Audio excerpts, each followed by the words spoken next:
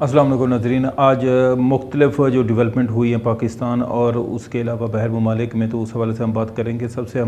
آج ہم 2-3 ایشو کے اوپر بات کریں گے۔ جو روس کے سفیر نے پراچا صاحب کے پروگرام آج ٹی وی کے پروگرام میں ایک انہوں نے انٹرویو میں دیا، اور اس کے جو انہوں نے اہم باتیں کہ اس کے اوپر ہم ڈسکس کریں گے۔ اس کے ساتھ ساتھ عمران خان کا جو معیز پیرزادہ کے پروگرام میں جو ہے نا اسپیشل گیسٹ سے انہوں نے بھی کچھ اہم باتیں کی، اور اس کے ساتھ ساتھ اب موجودہ جو حکومت کی حالات ہیں اور معیشت کے حالات ہیں اس کے اوپر بات کریں گے کہ اسٹیبلشمنٹ اور فوج کے اس ٹائم تعلقات کیسے چل رہے ہیں۔ تو سب سے پہلے ہم بات کرتے ہیں جو روسی سفیر ہے، انہوں نے سب سے پہلے ایک جو ہے نا وہ انٹرویو کے دوران جو ہے نا وہ انہوں نے یہ کہا تھا کہ جی ہمیں اگر کوئی حکومت پاکستان یا ان کا کوئی وفد یا کوئی ان کا نمائندہ ہم سے بات کرے گا تو ہم اس پاکستان کو سستا تیل فراہم کرنے کے لیے تیار ہیں، اگر پاکستان چاہے تو بات کی تھی۔ اگر ہم اوورال دیکھیں تو جو ممالک ہوتے ہیں وہ اپنی قوم کی فلاح و بہبود کے لیے ہر فورم کے اوپر جا کے کام کرتے ہیں۔ ہمیں آج تک یہ سمجھ نہیں آ رہی جو موجودہ حکومت ہے وہ جو ہے نا یا تو امریکہ کے کہنے کے اوپر یہ سٹیپ نہیں لے رہی، کیونکہ اگر دیکھا جائے تو ایران کا تیل ہے، اس کے علاوہ روس سے ہم تیل جو ہے نا وہ خرید سکتے ہیں، جبکہ روس جو کہہ رہا ہے کہ ہم آپ کو تیل سستا بھی دیں گے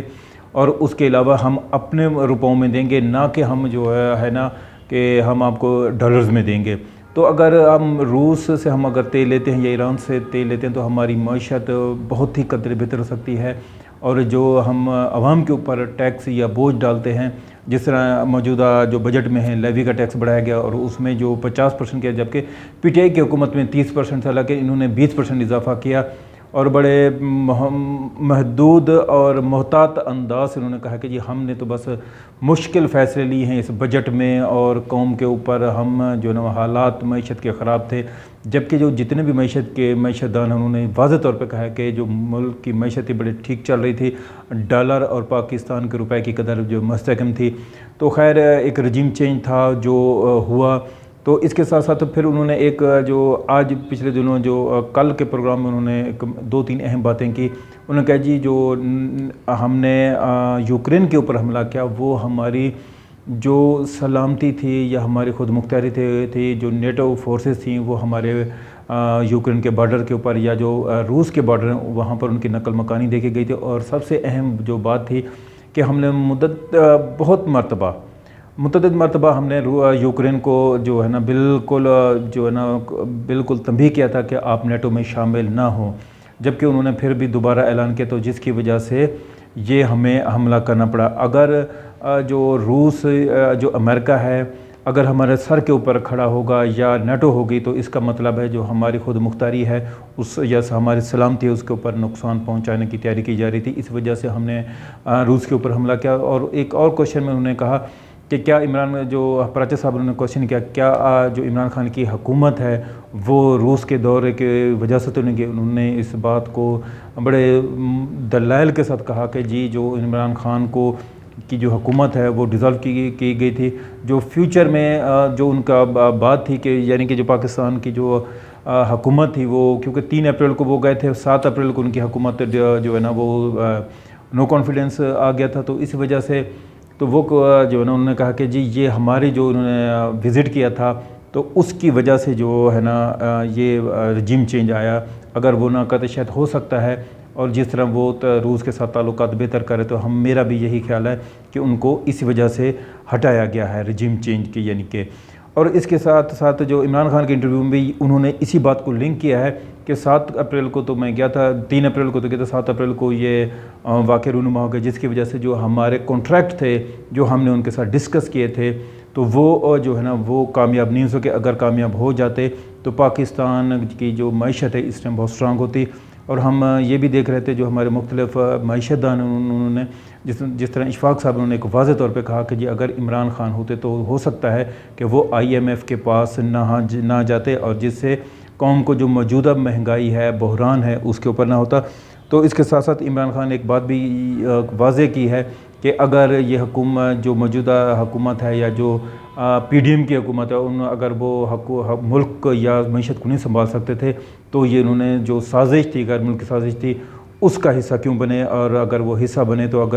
تو اس طرح نہیں کرنا چاہیے تو جس طرح ایک ملک کو ایک رجیم کے ذریعے چینج کیا گیا، جس کی وجہ سے جو اس کا نقصان ہے وہ صرف اور صرف پاکستانی قوم کو برداشت کرنا پڑا۔ ہم دیکھ رہے ہیں پاکستان کی معیشت کہاں سٹرونگ ہوگی، جس طرح ہم دیکھ رہے ہیں بجٹ میں کیا، لیکن جو بجٹ کے جو اعداد و شمار ہے اس میں کافی فرق بھی نظر آ رہا ہے۔ اس کے ساتھ ساتھ ہم یہ بھی دیکھ رہے ہیں کہ جو امپورٹڈ حکومت ہے، جو پی ٹی آئی کہتی ہے کہ انہوں نے آنے والے دنوں کے اندر جو اس کی مہنگائی ہے اس میں اضافہ ہو جائے گا، جو پیٹرول ہے اس میں پھر اضافہ کیا جائے گا، اور اس کے ساتھ ساتھ عمران خان سے کوشچن کہ جی آپ الیکشن کے حوالے سے کیا بتائیں، تو انہوں نے واضح طور پہ کہا کہ ہم جو الیکشن کے لیے تیار ہیں، اور اس کے ساتھ ساتھ ہم مزید بھی تیاری کر رہے ہیں۔ ہم سپریم کورٹ کی طرف بھی دیکھ رہے ہیں کہ وہ ہمیں جو دھرنا ہے یا احتجاج ہے اس کی اجازت دیتے ہیں یا نہیں دیتے، لیکن آج کی پیش رفت یہ بھی ہوئی کہ سپریم کورٹ میں یہ جو احتجاج تھا اس کو روکنے کے لیے پٹیشن دائر کی گئی ہے کہ جو انہوں نے مختلف چینلز کے اوپر جو انہوں نے بیانات دیے ہیں کہ جی یہ خونی مارچ ہوگا، اس سے ملک کو نقصان پہنچے گا اور اس کی معیشت کو نقصان، اس حوالے سے پٹیشن بھی دائر کی گئے ہے۔ تو اس کے ساتھ آج ہم جو مین اہم بات تھی وہ اسٹیبلشمنٹ یا فوج کے حوالے سے بات کریں گے۔ سٹارٹ میں یہی لگ رہا تھا جو حالات تھے کہ فوج اور جو ہماری اسٹیبلشمنٹ اور حکومت ہے ان کے درمیان تعلقات بہتر نہیں چل سکیں، لیکن اب ہم دیکھ رہے ہیں کہ ان کے درمیان جو تعلقات ہیں وہ کافی بہتر ہو رہے ہیں اور بہت مضبوط ہوتے جا رہے ہیں۔ تو لگتا اب یہی ہے کہ جو فوج ہے وہ بالکل جو جس طرح شہباز شریف کہتے تھے اگر فوج جس طرح عمران خان کے ساتھ تعاون کیا تھا تو اگر اس طرح ہمارے ساتھ تعاون کرے تو ہم بالکل یہ حکومت چلا سکتے ہیں اور انشاءاللہ چلائیں گے بھی۔ تو ایک دو سوالات میرے بھی تھے، اور جو ہم ایک حلقہ احباب ہے جو یوٹیوبرز بھی کہہ سکتے ہیں یا اس کے صحافی بھی ہیں، وہ ایک ہمیشہ کویشچن